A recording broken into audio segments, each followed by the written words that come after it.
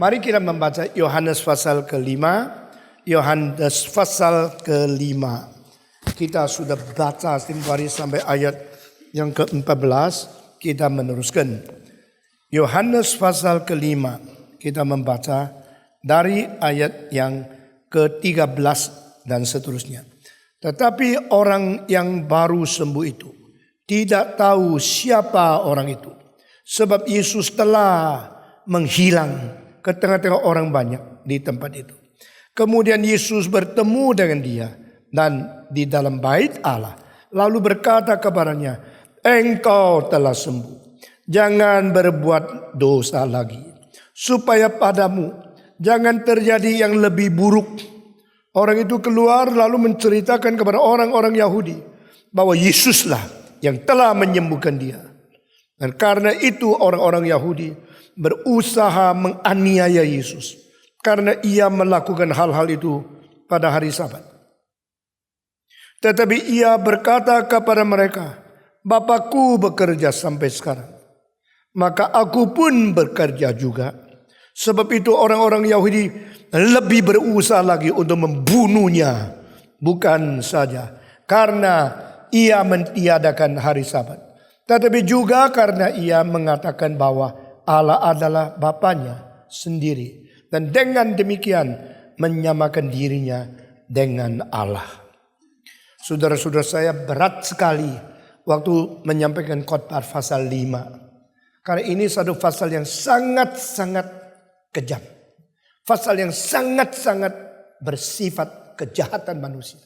Dan justru yang kejam, yang bersifat jahat daripada manusia, dari hati-hati orang yang katanya taat kepada Tuhan.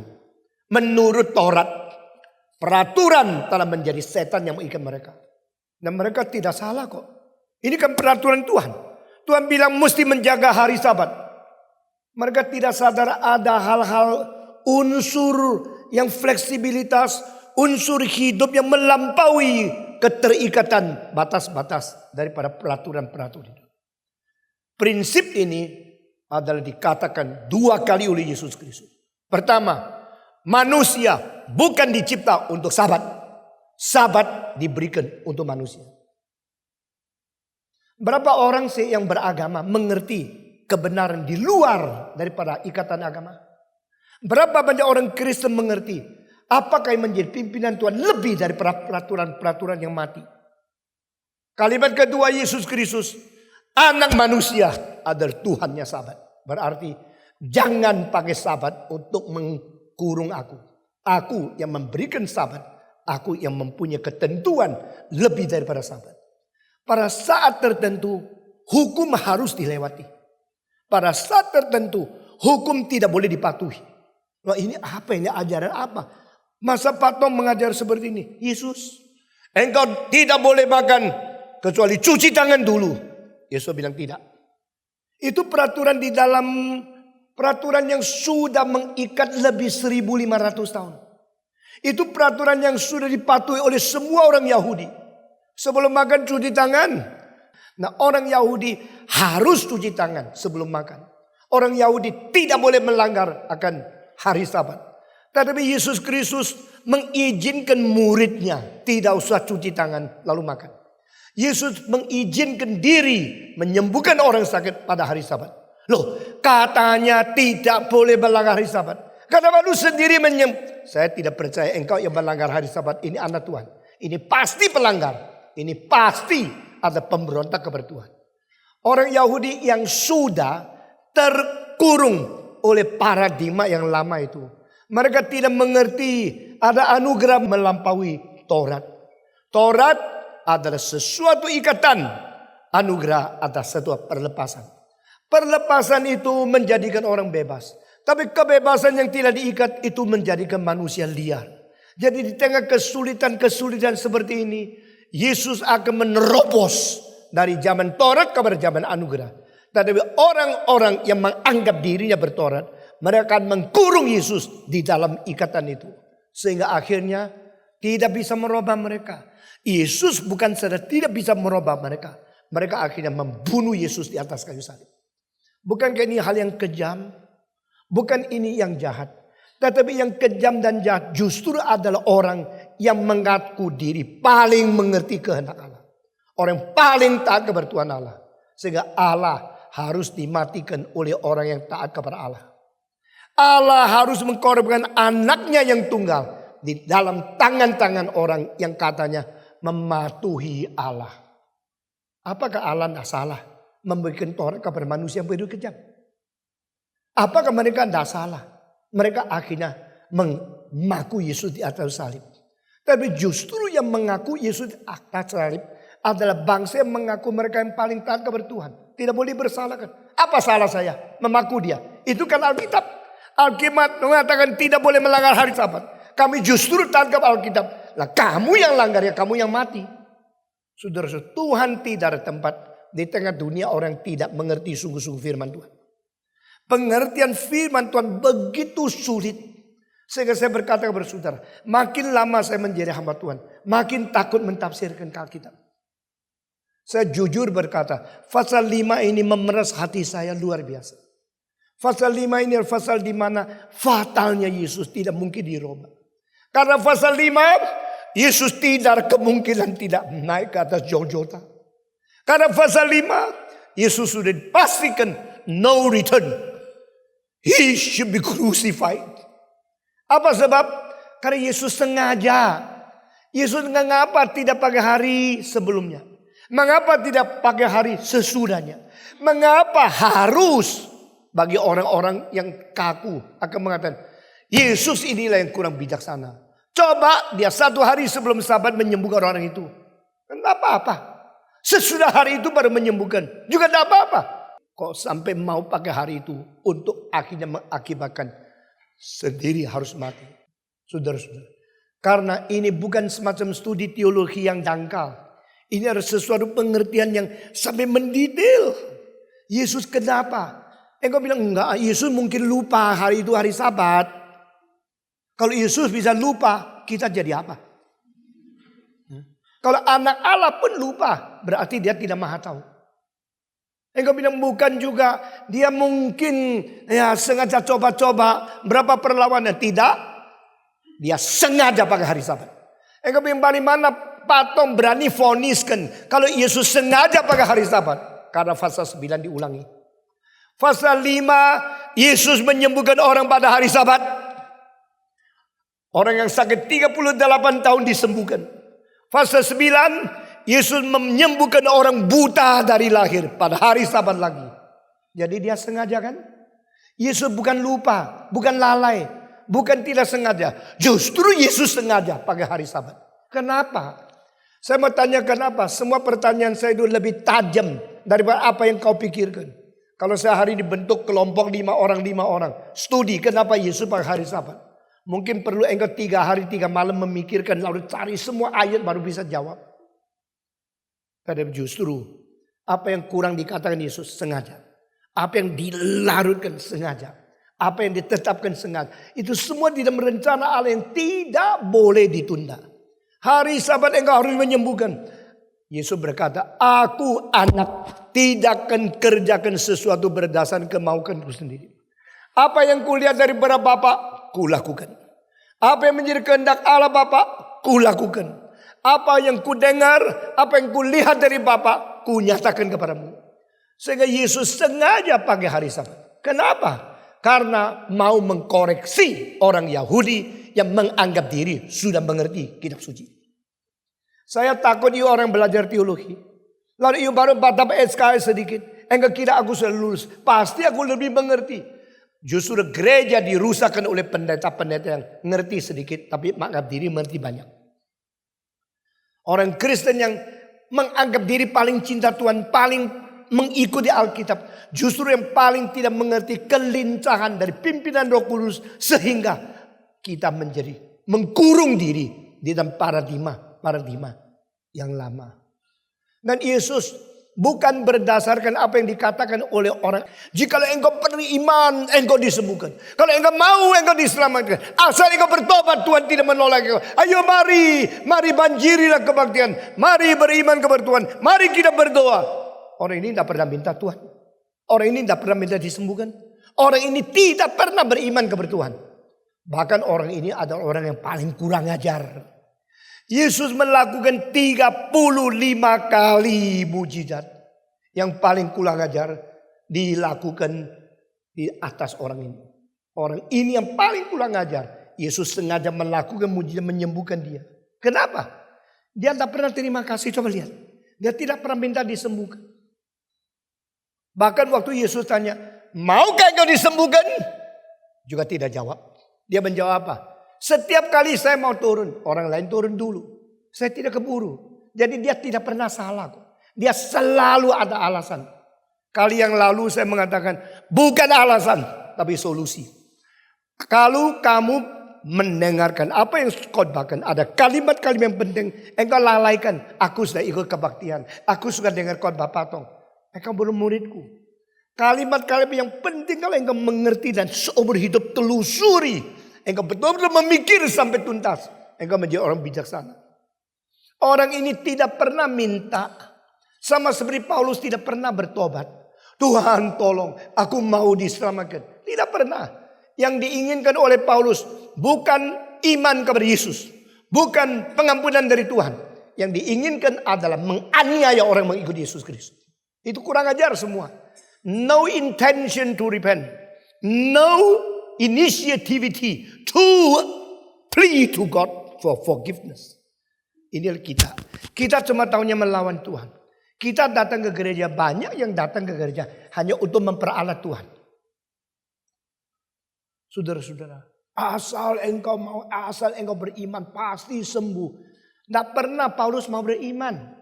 Tidak pernah orang disembuhkan ini pernah minta Tuhan untuk kesembuhan. Tidak pernah. Kata kedaulatan Tuhan Allah, bangkitlah engkau. Angkatlah kasurmu dan jalanlah. Dia tidak minta kok. Yang dia mau adalah mengadu, menuding, lalu membuat Yesus dihukum. Waktu dia, siapa sudah kamu angkat kasur? Itulah yang menyembuhkan saya. Siapa dia? Saya lupa nama, lupa tanya alamat, dan tidak minta emailnya. Aku lupa minta itu kartu namanya. Jadi aku tidak tahu. Tapi orang itu yang gini, kira umur 30 lebih itu. Siapa dia? Aku lupa, tidak tahu. Ada hidung, ada mata sih ya. Tapi tidak tahu mana dia. Satu hari Yesus ketemu dia. Waktu Yesus ketemu dia, bukan memikirkan tentang kebahayaan yang ada pada Yesus. Mikirkan dia. Saudara-saudara, kalau saya bicara sesuatu, saudara mengetahui saya bicara sesuatu tentang perasaan, kemungkinan, kesulitan orang lain terhadap kita dan nama Tuhan dan sebagainya. Bukan bicara tentang apa kesulitan kamu perlu jelaskan kepada saya. Banyak orang salah mengerti apa yang saya mau. Waktu Yesus tanya kepada dia, ketemu sama dia, Yesus bilang, kau sudah sembuh. Meskipun tidak minta, tidak berdoa, tidak beriman. Kau sudah sembuh. Karena apa? Anugerah sudah datang, inisiatif dari Tuhan dan anak Allah yang tunggal kepada kamu. Bukan karena jasamu. Kau sudah sembuh. Jangan berdosa lagi. Supaya tidak menerima yang lebih buruk. Nah, ini satu ayat yang menjadi hal yang penting sekali menjelaskan satu doktrin. Yaitu apakah ada kecelakaan adalah sakit yang disebabkan oleh dosa. Ada nggak? Saya tanya, pikir ya, jangan cuma dengar khotbah enak-enak aja. Apakah ada doktrin yang mengajar penyakit akibat dosa? Ada nggak? Ada, ini ayatnya. Karena kamu berdosa, maka kamu dapat penyakit. Sekarang kalau kamu berdosa lagi, akan mendapatkan lebih cilaka lagi. Di sini dikonfirmasikan ada penyakit sebagai akibat dosa. Tadi saya mau tanya, ada tidak penyakit yang bukan akibat dosa? Jawab. Ada, karena dirimu kalau sakit bukan karena dosa kan? Jangan jawab berdasarkan anthropocentric experience. Jawab mengenai pengertian Alkitab. Kalau engkau jawab lalu saya tanya, kenapa engkau berani jawab? Coba sebutkan Alkitab dari mana? Engkau akan gagal total. Kekristenan kita sudah sangat payah. Pengertian dan iman kekristenan yang selama ini yang kita miliki sangat rapuh. Saya tanya engkau jawab, saya tanya engkau bilang, tanya dijawab, dimarahin lain kali dah dijawab apa? Nah, itu menjadi memikirkan dirimu lagi, bukan memikirkan firman Tuhan. Sekarang saya tanya lagi. Kalau Yesus mengatakan ya, orang ini bukan dia yang berdosa. Bukan ayah dan ibunya yang berdosa. Tetapi supaya penyakit ada pada dia.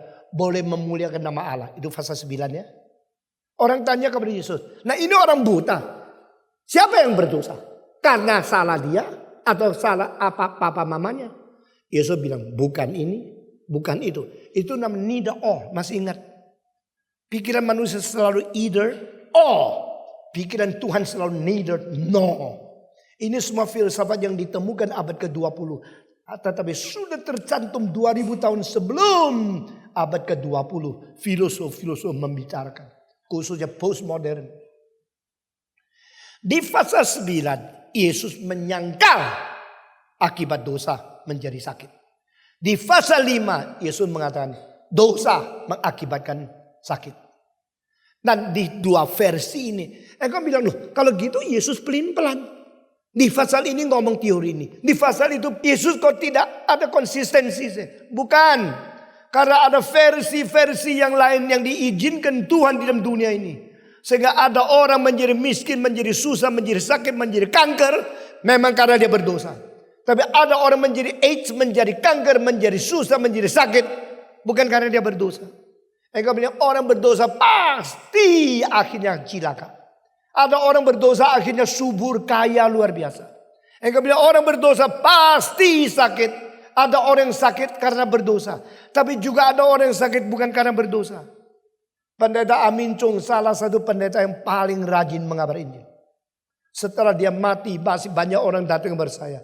Karena dia menginjili papa saya. Karena dia menginjili ibu saya. Waktu dia menginjil bawa botol air. Sendiri sakit setengah mati. Minum terus 7 menit. Masih mengabar Injil. Saya sangat terharu. Saya rasa saya sendiri tidak seperti rajinnya dia pada saat-saat tertentu.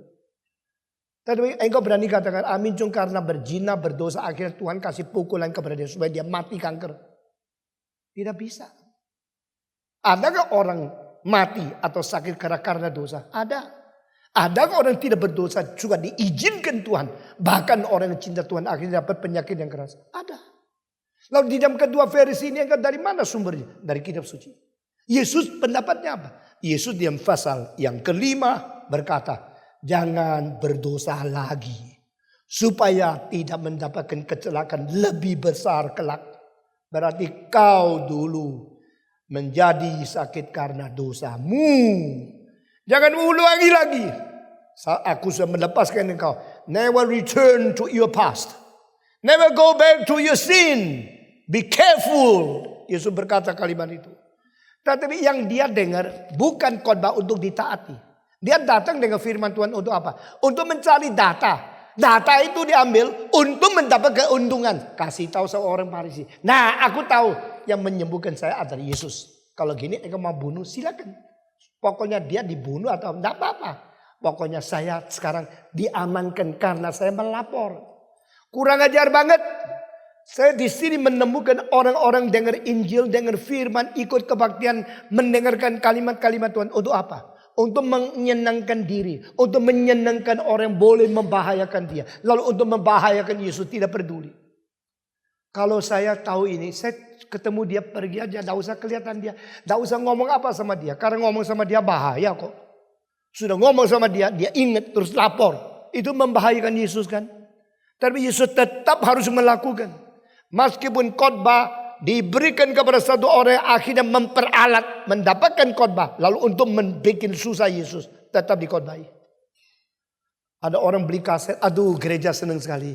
Orang itu beli kaset, aduh kaset gua laku loh. Kaset dari gereja laku, ekonomi gereja tapi untung sedikit. Puji Tuhan. Lu tahu dia beli kaset untuk pergi mengadu kamu. Pergi untuk pemerintah mengusir kamu karena di dalam kaset ada hal yang kau katakan sesuatu menyinggung perasaan agama yang lain. Kita terlalu naif. Kita terlalu dangkal. Kita kira kalau banyak orang yang khotbah baik. Kalau banyak masuk teologi, sekolah kita menjadi terkenal. Kalau banyak orang belajar teologi, reform mengkarui dunia.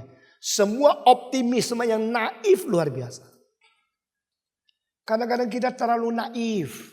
Kita mau ngomong sesuatu, kita khotbah sesuatu, kita baik kepada orang lain. Orang lain sudah makan gula kita, gigit kita dengan gigi yang beracun. Setelah kita baik kepada orang lain, orang memukul kembali. Ini terjadi abad 21, iya. Terjadi pada zaman kita, iya. Terjadi pada negara yang ada adab, iya. Demikian orang-orang Yahudi pada waktu mereka menganiaya dan merencanakan membunuh Yesus. Mereka pada waktu berbakti kepada Allah, mereka hafal semua Taurat. Dan pengertian Taurat bagi mereka bukan untuk jalankan kehendak Allah. Untuk pakai Taurat mengikat orang lain. Apakah kau demikian? Saudara-saudara, kita semua mengetahui hukum adalah tuntutan keadilan. Dan kita mengetahui juga ahli hukum adalah sendiri melanggar hukum, tapi minta tidak usah dihukum. Kita berapa banyak dosa yang kita tahu kita langgar. Tapi lebih baik kalau saya langgar jangan ditemukan, jangan dikabarkan. Tapi orang lain kalau melanggar saya ketemukan, saya umumkan dan saya hukum dia. Saudara tahu berapa jahat hatimu?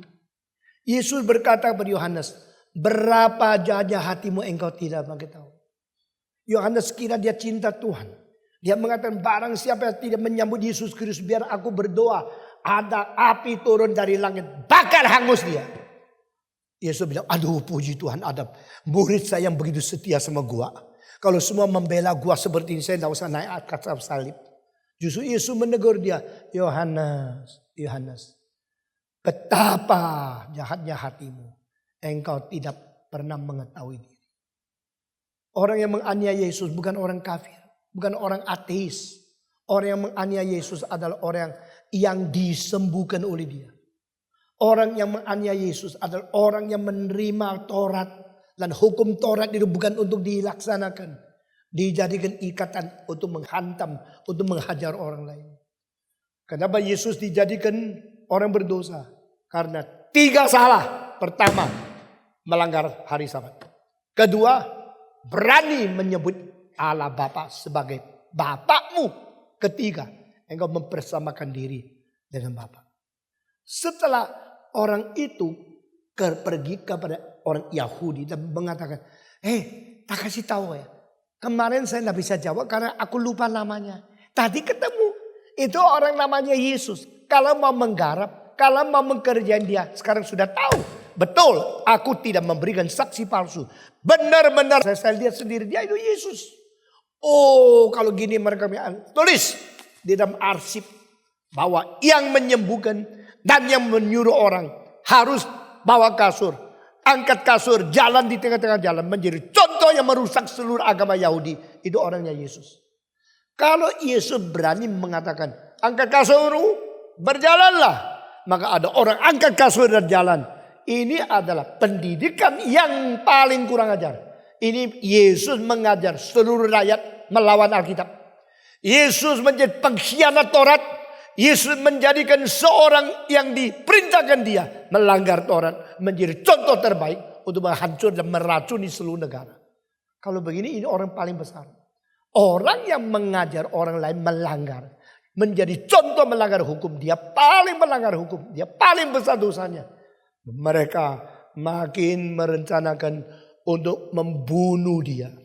Istilah membunuh Yesus mulai dari istilah di dalam ayat ini. The Jewish people plan to kill him.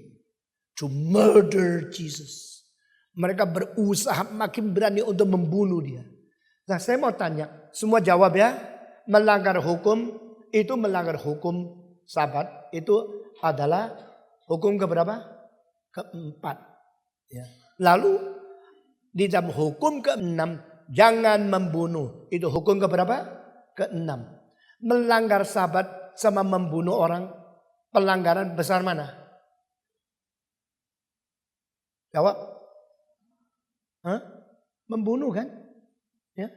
Melanggar Sabat itu hanya diri dan hari. Membunuh orang, membuat manusia lain itu dihancurkan.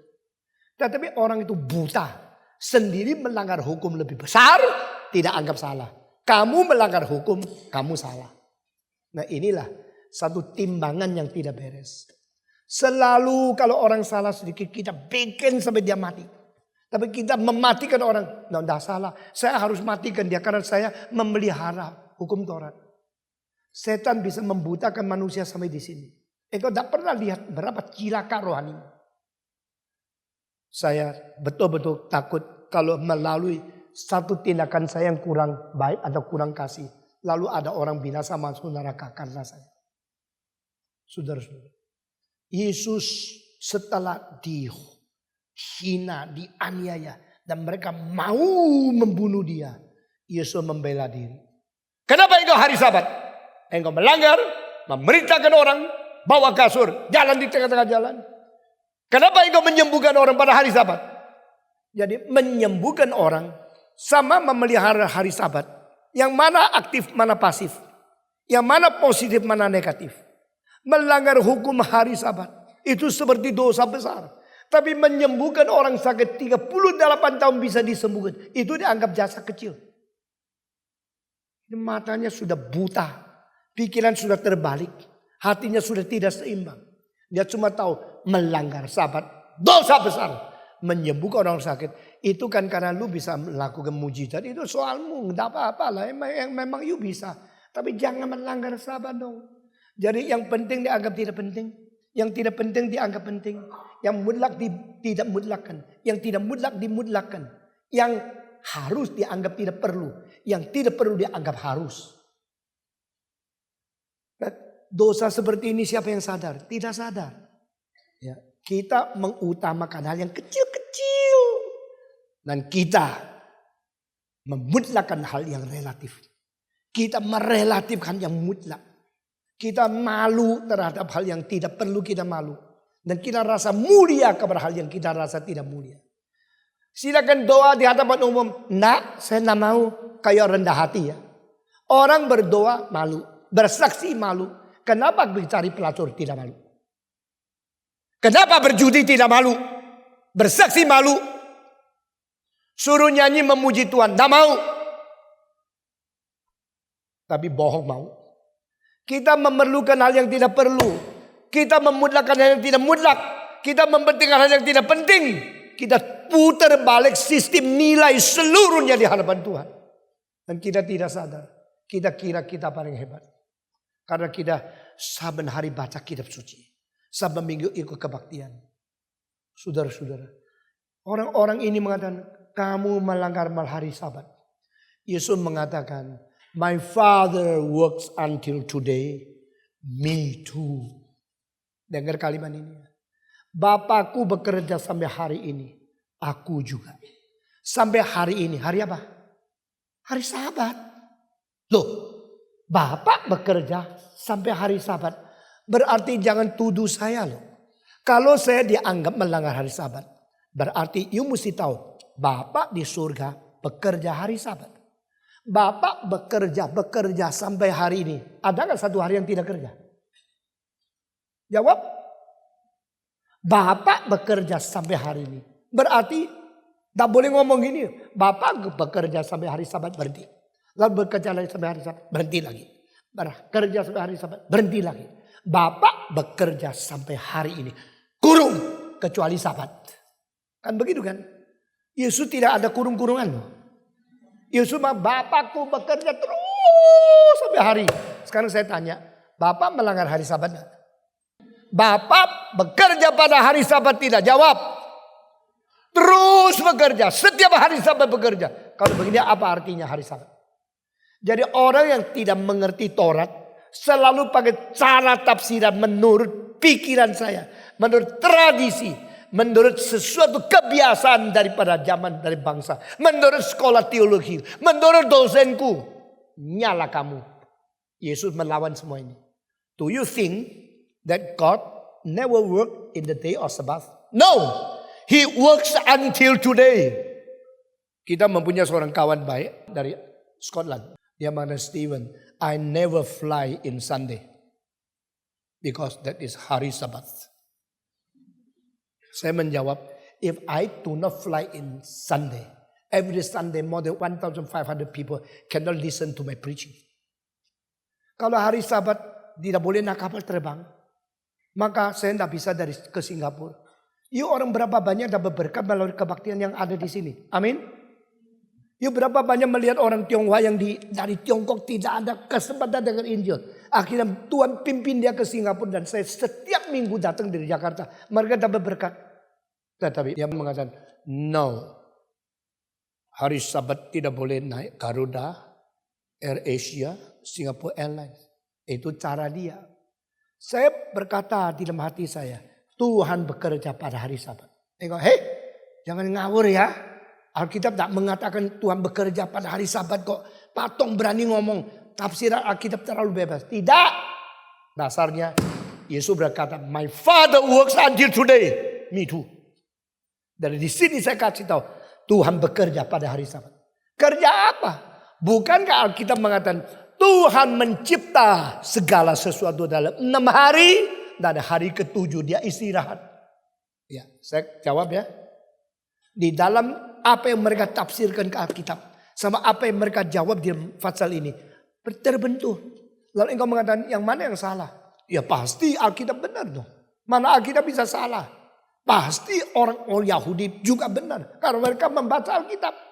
Saudara-saudara baca Alkitab dan mengerti Alkitab itu 2 hal. Sudah baca, sudah hafal, sudah dapat SKS. Mungkin makin lama makin jauh dari Alkitab. Kalau tidak ada kalimat Yesus, engkau memegang perjanjian lama. Engkau berani mengatakan, yes, Bible says God never work and God stop His work in the day of Sabbath. Allah tidak bekerja pada hari Sabat. Lalu saya mau tanya, kalau perjanjian lama mengatakan kalimat itu dan engkau percaya itu adalah dimengerti hanya melalui retalak, saya mau tantang satu hal. Setelah Allah berhenti cipta segala sesuatu. Lalu dia tenang. Siapa yang menopang yang dicipta? Jawab. Tuhan sudah mencipta segala sesuatu. Selesai cipta. Siapa yang menopang, mengatur, memaintain? Oh Tuhan mencipta. Malaikat menopang. Kita merusak. Begitu. Hah?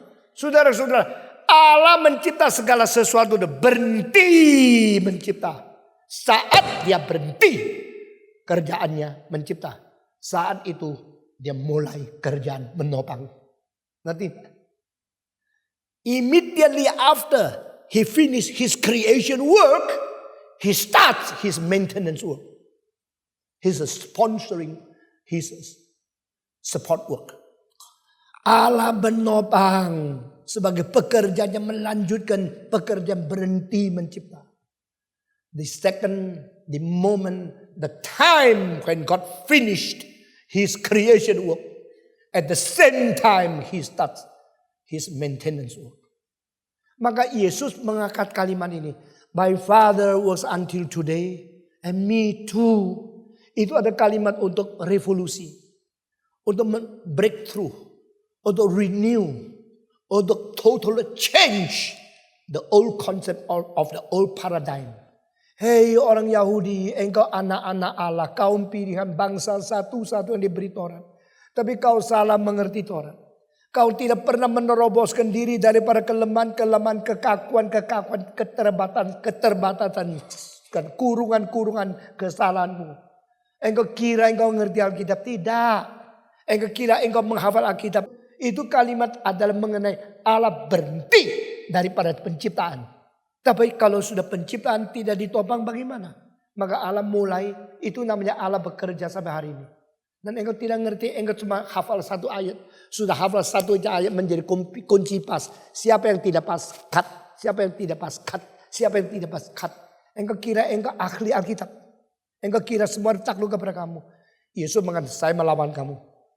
Kamu katakan, Allah tidak bekerja setelah hari Sabat. Saya berkata, He works until today and me too. Itu sebab Yesus hari Sabat menyembuhkan orang sakit. Itu adalah kuasa maintenance. Itu adalah kuasa resurrecting. Itu adalah kuasa menyembuhkan. Itu adalah kuasa menyembuhkan kembali. Membangkitkan kembali manusia yang dicipta yang sudah rusak. Sudah dicipta dan rusak sekarang. Dia repair. Saudara pernah bongkar arloji? Pernah buka jam enggak? Waktu saya kecil itu jam itu saya buka skrupnya satu-satu. Sudah selesai, tuh lihat barangnya begini, giginya banyak gini. Waktu kumpul balik lagi nggak bisa. Ini yang ketawa ada pengalaman ya. Bongkar semua, mau pasang lidah, cocok ini semua itu akhirnya kelebihan. Kalau orang montir ya, sudah bikin betul sepeda motor. Sudah pasang kembali, dia berpuji Tuhan. Skrupnya tak hilang, masih ada sisa 2, bahaya loh. Sudah selesai. Masih ada sisanya, boleh bawa pulang. Ya, kecuali sudah diganti baru, yang lama bawa pulang. Yang asal kok sisa 2 berarti di dalamnya kurang loh. Kalau kurang 2 jadi apa? Drung kerak. Patah semua di dalam. Karena apa? 2 yang belum dimasukin. Saudara, to maintain is far more difficult than just to create. Tapi engkau mengatakan Allah mencipta, sesudah itu Allah berhenti bekerja. No, the God who create is also the God who maintain and who repair, who resurrects, who heal. Healing power, healing authority. Itu penting sekali. Kalau kita cuma bisa merusak orang lain, tidak bisa mengembalikan. Banyak orang dikecewakan oleh pimpin gereja dan keluar dari gereja, tidak mau balik lagi. Kita perlu ada orang yang mengerti itu, lalu berjiwa gembala untuk kembalikan, untuk maintain. Orang yang dari kecil selalu aneh oleh papa mamanya, sudah jadi besar aneh. Engkau jangan lihat anehnya, engkau lihat kasihannya. Orang yang dari kecil itu miskin, sudah besar sangat pentingkan uang. Engkau jangan lihat ini rakusnya, engkau mesti lihat ketidaksecure-nya. Those people who are not secure because they need something to heal them. Coba belajar melihat kelemahan orang lain dan perlu disembuhkan. Belajar kesulitan orang lain, kukwainya orang lain dan perlu dibantu. My father works until today, me too. Saya tahu ini orang kurang ajar, tapi aku tetap menyembuhkan. Meskipun hari Sabat aku tetap melakukan. Karena apa? Hari Sabat bukan hari berhenti. Hari mulai untuk maintenance. Mulai untuk mensupport. Mulai untuk membawa manusia kembali kepada yang benar. Saudara-saudara, mau menghakimi orang gampang. Ini udah beres, udah beres. Saya lihat orang gini mau muntah. Kenapa? Karena mah saya sakit. Bukan mukanya jelek, lu yang sakit mah keras. Kenapa orang yang tak karu-karuan tidak bisa dicintai? Memang tidak gampang. Patong ngomong sih gampang. Saya jujur ya. Saya pernah mengajar sekolah minggu. Tapi orang duduk di situ mukanya melotot, tak karu-karuan. Ini daging kelebihan 0,5 kilo di luar. Wah, tak karu-karuan. Sini putih, sini hitam, sini daging keluar. Kayak dendeng nempel.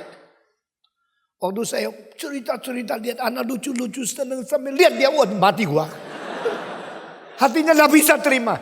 Akhirnya saya mengambil keputusan cerita sampai habis dan lihat dia. Waktu saya pulang Roh Kudus berkata, jadi dia gak usah dicintai. Dia harus dibosan. Ampuni aku Pak. Aku lihat itu bisa gila loh. Kenapa lihat isu gila? Karena iu kurang cinta kasih. Nah kalau engkau menemukan orang yang tidak bisa dicintai, tidak layak dicintai, masih bisa mencintai enggak? Masih ada jiwa gembala? Yesus melihat orang ini orang kurang ajar. Besok akan mengadukan saya, akan membuat sulit saya. Dan hari ini saya menyembuhkan untuk mengkoreksi orang Yahudi. Hari Sabat bukan hari berhenti kerja. Hari untuk maintenance. Healing power, healing day, healing occasion. Dan ini kalau ini ngerti, seluruh hidup akan berubah. Nah, itu konsep, itu tugas saya. Merubah konsep zaman. Merubah konsep yang salah. Yesus mau merubah mereka. Mereka mau dirubah? Enggak. Mereka mau apa? Mau cari kesalahan Yesus. Bakukan Yesus. Bakukan Yesus. Jadi Yesus pada waktu hidup di dunia sulitnya luar biasa. Dia kalau tidak kerjakan, tak mungkin ada perubahan. Dari perjanjian lama menjadi perjanjian baru. Dari konsep yang salah menjadi konsep. Tidak mungkin. Kalau dia melontarkan itu. Langsung dia kebentur dengan peso, dengan paku, dengan batu. Dan dia harus mati. Dia tetap memilih untuk dirugikan. Tetap pilih untuk mati. Tapi tidak boleh dia tidak kerjakan. Maka Yesus akhirnya menyembuhkan. Lalu memberikan pertuturan. Lalu biar dia tuduh dia. Biar Yesus dijual. Dikhianati oleh orang itu. Dan dia mengatakan, I still do it. My Father works until today. Me too. Kalimat itu mengakibatkan 3 tuduhan. Engkau melanggar hari Sabat. Engkau menyebut Allah Bapamu. Dan engkau mempersamakan diri dengan Sang Allah. Siapa kamu? Kamu orang Nazaret. Kamu orang Galilea. Kamu manusia biasa. Berani betul engkau mempersamakan diri dengan Allah Sang Pencipta. Berani dulu engkau menganggap Allah itu Bapakmu. Engkau kurang ajar. Jadi orang Yahudi bukan saja tidak mau dirubah konsepnya. Mereka terus pegang kepada konsep mereka yang kaku. Lalu terus dari situ menemukan kesalahan Yesus. Dari menemukan kesalahan Yesus mereka merencanakan membunuh dia. Sehingga setelah pasal 5 tidak ada lagi jalan kembali. No return, only one direction, only one possibility, going to be crucified. Saudara-saudara, maka orang di dalam zaman Yesus tidak mengerti apa yang dikatakan oleh Yesus. Dan Yesus juga tidak membuka hati mereka untuk mengerti. Sangat sedih. Selanjutnya kita khotbah lagi tentang bagian ini. Hal yang lebih sedih akan kita baca. Tapi ini adalah catatan Yesus di dunia. Saudara-saudara, dalam pasal 5 saya mengharapkan kita makin dengar, makin mengerti kesusahan Yesus. Dan makin mencerminkan kelemahan kita. Makin sadar berapa kurang ajar kita kepada Tuhan. Melalui cermin pasal 5 kepada kita. Mari kita berdoa. Bapa di dalam surga, Engkau begitu baik. Kirim Yesus ke dunia dengan penuh cinta kasih dan rela difitnah, disalah mengerti, diumpat dan akhirnya dibunuh di atas kayu salib. Kami berdoa kiranya Roh-Mu yang kudus memberi pencerahan kepada kami, memberi kesadaran kepada kami, memberikan perubahan konsep pada kami yang lemah, yang angkuh, yang selalu merasa diri sudah mengerti dan jauh daripada kebenaran-Mu. Ampuni dosa kami. Dengar doa kami. Robalah kami menurut kehendak-Mu. Dalam nama Yesus Kristus, penebus dan juru selamat kami yang hidup, kami sudah berdoa. Amin.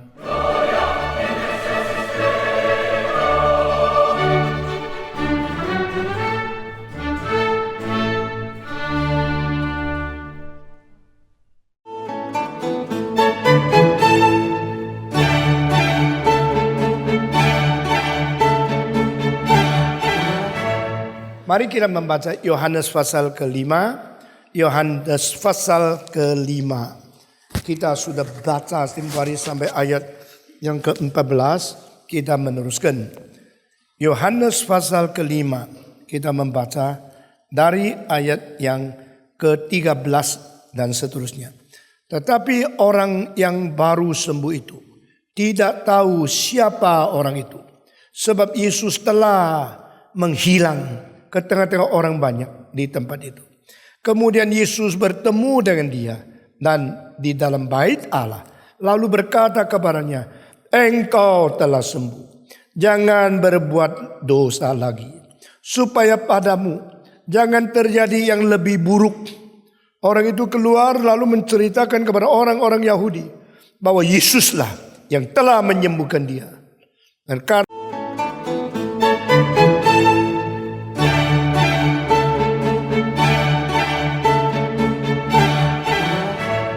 mari kita membaca Yohanes pasal ke-5. Yohanes pasal ke-5. Kita sudah baca sampai ayat yang ke-14. Kita meneruskan. Yohanes pasal ke-5. Kita membaca dari ayat yang ke-13 dan seterusnya. Tetapi orang yang baru sembuh itu tidak tahu siapa orang itu. Sebab Yesus telah menghilang ke tengah-tengah orang banyak di tempat itu. Kemudian Yesus bertemu dengan dia dan di dalam bait Allah. Lalu berkata kepadanya, engkau telah sembuh. Jangan berbuat dosa lagi. Supaya padamu jangan terjadi yang lebih buruk. Orang itu keluar lalu menceritakan kepada orang-orang Yahudi bahwa Yesuslah yang telah menyembuhkan dia. Dan karena itu orang-orang Yahudi berusaha menganiaya Yesus. Karena ia melakukan hal-hal itu pada hari Sabat. Tetapi ia berkata kepada mereka, Bapakku bekerja sampai sekarang. Maka aku pun bekerja juga. Sebab itu orang-orang Yahudi lebih berusaha lagi untuk membunuhnya. Bukan saja karena ia mentiadakan hari Sabat. Tetapi juga karena ia mengatakan bahwa Allah adalah Bapanya sendiri. Dan dengan demikian menyamakan dia.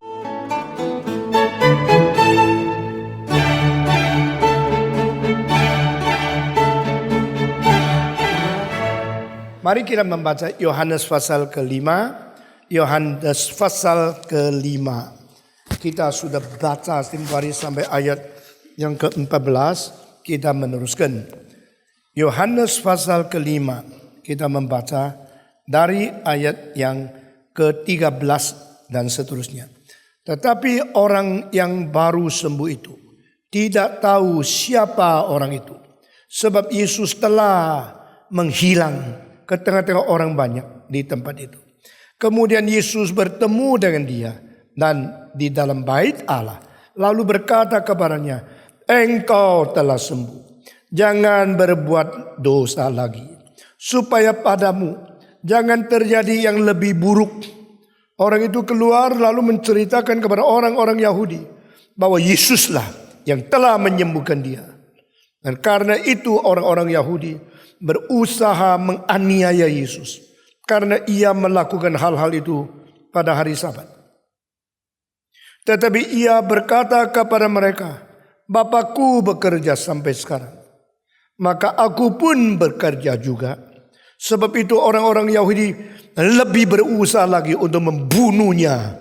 Bukan saja karena ia mentiadakan hari Sabat.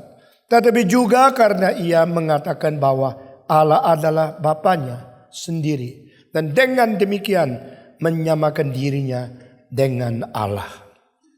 Saudara-saudara saya, berat sekali waktu menyampaikan khotbah.